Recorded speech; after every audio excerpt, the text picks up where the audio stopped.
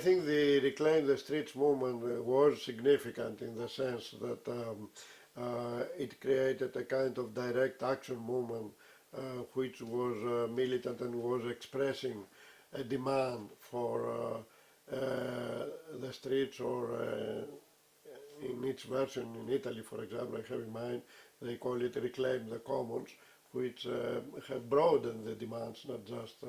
they don't just call for reclaim the streets, but reclaiming the commons in general. And by commons, they mean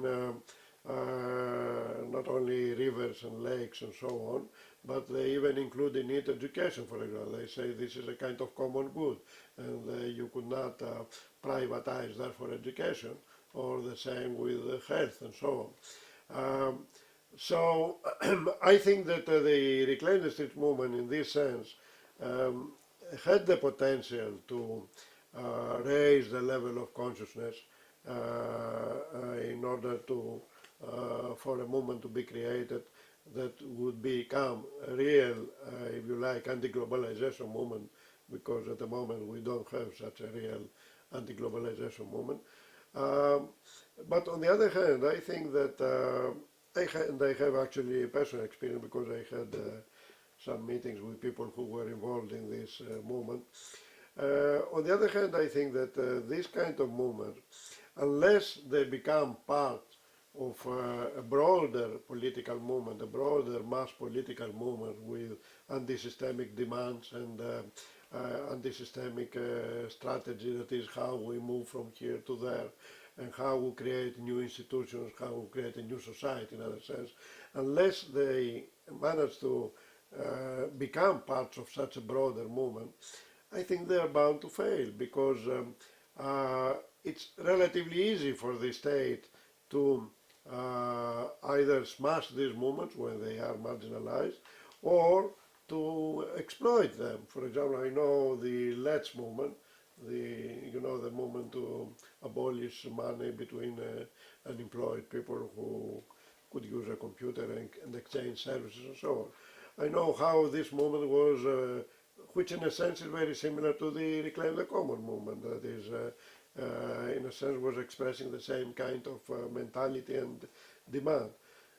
It was exploited by the Blair administration, exactly because at the same time they were cutting down on social services, and they were very happy for people from below to undertake this kind of social services, and therefore the government to proceed with its policies to support capital by cutting taxes, etc. It could help to create a kind of common movement between the working class and the people who were not, strictly speaking, workers, and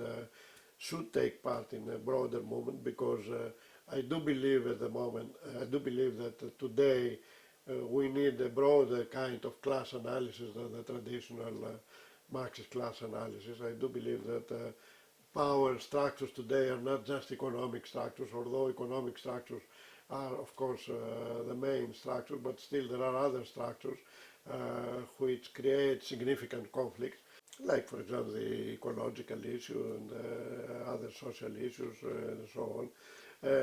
Therefore I think that unless a common movement is created, a mass movement, like the old socialist movement of the 19th century and the beginning of 20th century, unless we create a mass movement which is explicitly anti-systemic and which has a clear overall political project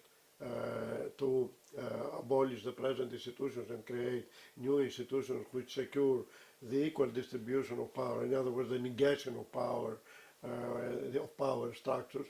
and unless you have a strategy, a clear strategy which shows how we can move from here to there, I think that all these direct action movements, like the Reclaim the Streets and Reclaim the Commons and so on, are easily marginalized and eventually smashed by the state if they want to. I think that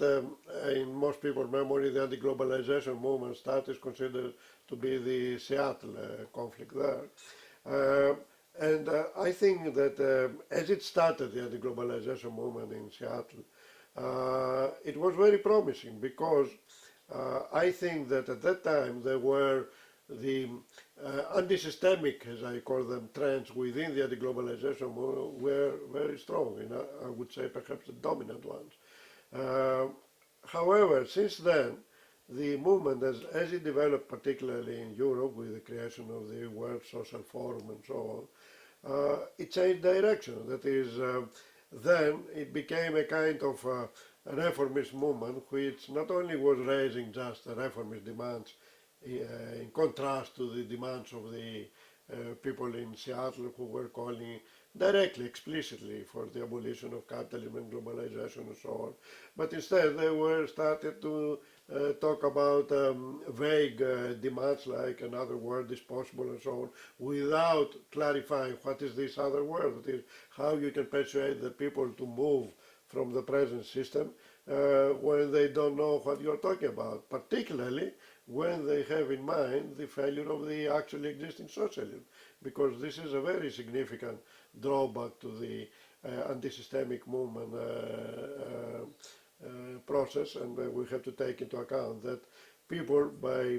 seeing the failure of actually existing socialism in Eastern Europe and so on, were frustrated in general about anti-systemic politics. I think this is the most important development that happened in the last 20 years or so, in the sense that people do not believe anymore, the majority of people do not believe anymore in creating a new kind of anti-systemic movement with a new kind of project, so on.